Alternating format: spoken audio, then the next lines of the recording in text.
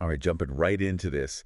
England versus Scotland women's T20 World Cup match. You sent over a ton of great pre-match analysis, commentary during the match, some post-match interviews. Yeah. Really great stuff. So That's good. let's break it down. Yeah, and I think this is really interesting because it's not just about the match itself, right? This is a match that has big tournament implications. Huge. You know, England needed to win this one big to boost their net run rate, Right. which we can get into, but Yeah, for people who don't know, why is net run rate so important? yeah, What does that even mean? imagine it like a tiebreaker. Okay. So if two teams end up with the same points at the end of the group stage, Right. net run rate is often what they go to decide who goes through to the semifinals. Yeah. And in this case, you've got England, South Africa, West Indies, all kind of battling it out for those top two spots in the group. Right. So every run really does count. Absolutely. And on top of that, I mean, this was a historic match.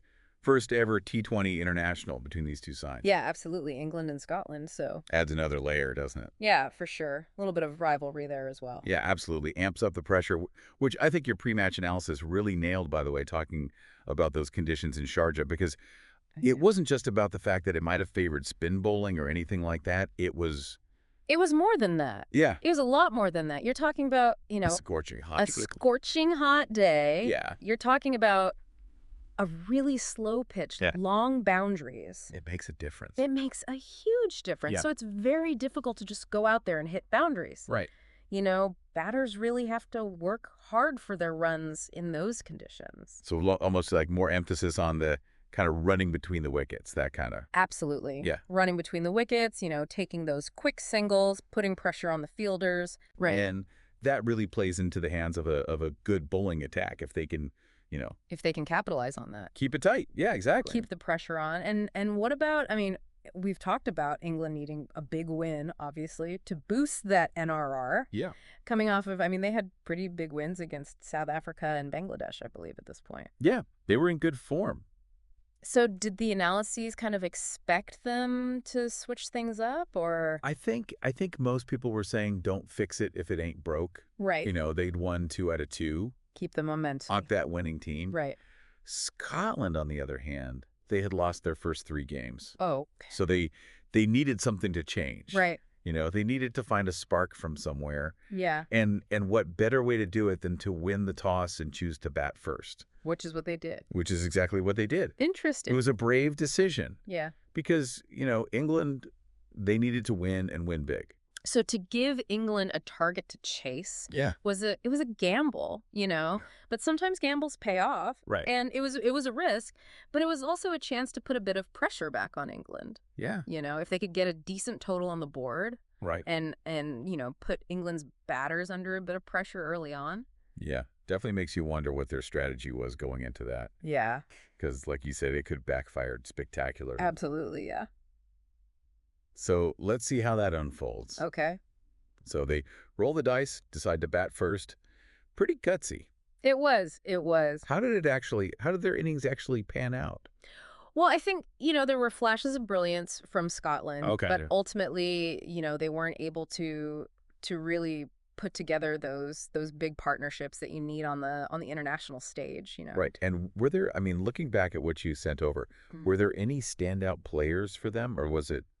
Yeah, Sarah Bryce, she played really well. At the top of the order, she top scored for Scotland. Right. 27 runs. Okay. So, and again, given those conditions, yes. That's a decent effort. Yeah, because like you said, you can't just walk out there and hit a 6 every other ball. No, exactly. It's a totally different style of play. Yeah, it's a lot more tactical, Right. a lot more, you've really got to think about how you're going to score your runs, where the gaps in the field are, that sort of thing. And England's bowlers, we talk about the conditions, but yeah, they were fantastic. England's bowlers have been pretty on point whole throughout the tournament. They've been tournament. Yeah. one of the standout attacks, really. Were there any, was there anyone in particular on the England side bowling that really shone through in this match, or? Yeah, you've got to say Sophie Ecclestone, she was Wonderful. outstanding. Yeah. 2 for 13, 2 wickets for 13 runs.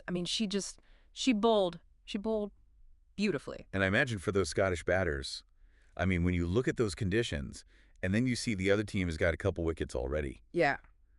I mean, that's got to play in your mind, right? It does, yeah.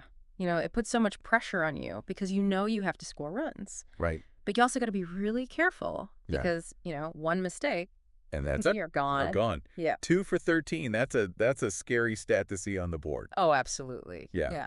So they end their innings 109. 109. Okay. Yeah. Given everything, I mean, how did that feel watching it? Was it one of those, 109, that's anyone's game, or?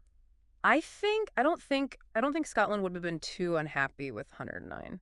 Okay. It's not an imposing total by any means, but it's Especially considering those conditions. especially considering the conditions, yeah. But Mhm. against a batting lineup like England's, Right. they would have known that they still had a lot of work to do. Yeah, and especially, I mean, England needing to chase that down in, 9.3 overs? 9.3 overs, yeah. I mean, that really changes the game. Yeah, absolutely. Completely. So yeah, they knew they had to, go out there and attack from the start. Yeah, no time to kind of, No time to waste. get settled or anything. No. Interesting. Yeah. It's almost like 2 different games within one when you think about it. Yeah. Because it's like you've got the 20 overs, but then you've also got this other target in mind. Absolutely. So how did England approach this? Did they kind of throw caution to the wind and just try and go for it, or? Yeah, pretty much. They Right. went out there and they attacked from the start. Wow. Bouchier and Wyatt Hodge, the openers, Okay. they were just phenomenal. Yeah. You mentioned Boucher's innings in your notes, and it stood Yeah. out to me as well, just looking at the scorecard here. Yeah, she was Okay. she was unbelievable. Wow. 62 runs off 34 balls. That's unreal. I mean, just incredible hitting. And I imagine that must have just, talk about taking the game away from the other team. It completely deflated Scotland. Yeah. Yeah. They had no answer to it. And Wyatt Hodge, you need your other opener to kind of, Absolutely, yeah. You need that support. provide that support. Yeah. Yeah, and she did. She played her role perfectly. 51 runs off 26 balls. So she wasn't hanging about either. No, she wasn't hanging about at all. They were both seeing it and smashing it by the sounds of things. Yeah, they made it look easy. Did that partnership, that opening stand, was that a record by any chance? It was a record partnership for England in a successful run chase. Wow. So not only did they pretty much had the game in the bag anyway at Yeah. that point, but Yeah, the game was over as a contest, really. to do it in such style and break a record at the same time, what a day for them. It was remarkable to watch. So England win by 10 wickets 10 wickets, yeah. with 10 overs to spare. 10 overs to spare. That just says it all, doesn't it? Dominant, absolutely dominant performance. Yeah, I bet. So what were the reactions like after the game? Yeah, Boucher was, she was over the moon, obviously. Rightfully so. You could just see the passion, the determination to win games for England. It's that kind of attitude that, It's infectious, isn't it? yeah, that makes a difference. And it rubs off on the other players. Absolutely. And for Scotland, you never want to end your World Cup campaign on a loss. But Absolutely not. what was the kind of feeling? I think there's a lot of disappointment. Right. But Catherine Bryce, the captain, she spoke really well after the match. Yeah. She was very honest about, where they need to improve. Yeah. But also, really highlighted the importance of gaining experience at this level. Which is what it's all about at the end of the day, right? Because Yeah, that's exactly. you can either let those tough games get to you, or you learn from it. You learn from it. You grow from it. Absolutely. So England, top of Group B by the sounds of things, set for big things in the knockout stages. Definitely one to watch. And Scotland, going home, but with their heads held high. Yeah, they did themselves proud. Always next time. And, who knows what the future holds. Exactly. This has been an incredible deep dive, honestly. I've learned so much It's been a pleasure. just from talking to you and going through this match, all the different angles. Yeah, it's been great. From that pre-match analysis, you called a lot of it. Well, But, to see how those tactics actually play out in the game itself, and then those player reactions, I'm a part of it. so fascinating. But we've got to leave it there for today. Okay. But for everyone listening, we always like to leave you with something to think about. All right.